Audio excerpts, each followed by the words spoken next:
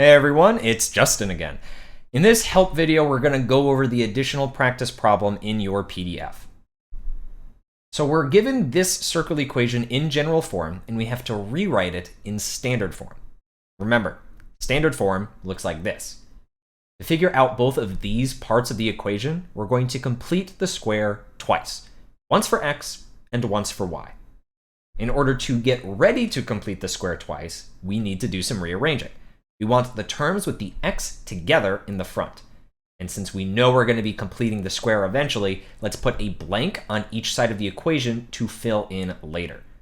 Then we can place our terms with y next, and we'll add another blank on each side of the equation for when we complete this square for the second time. And finally, now that we have both of our complete the squares set up, we need to move the constant to the other side of the equation. And remember, to do this, we do have to change the sign, so this positive 6 becomes negative 6.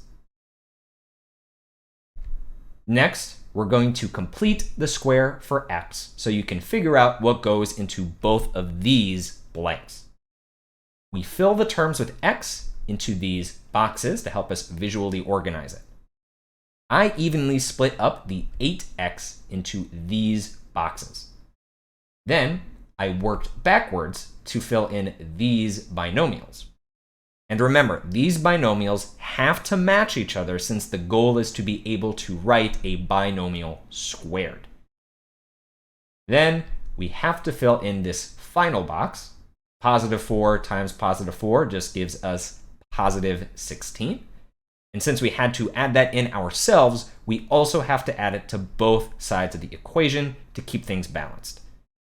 Then we rewrite our completed square in this form as a binomial squared.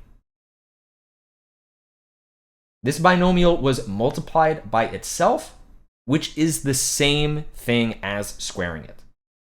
Now we're going to use the same process to complete the square for the y terms in order to figure out this part of our standard form equation. Why don't you pause this video and try this half out on your own?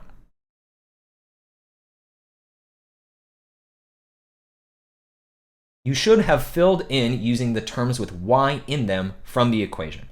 Remember, the negative 10y gets split in half evenly to get negative 5y for two of the boxes.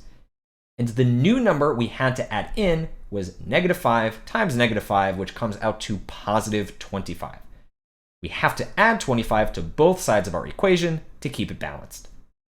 Then we rewrite the expression from the orange box as a binomial squared. Since we had this binomial times itself, that is the same thing as squaring it. Okay, so we just finished completing the square twice. We almost have our equation in standard form like we want, but there is one final thing left to do.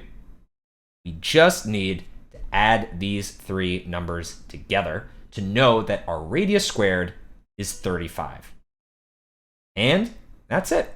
We're done. We have changed general form to standard form.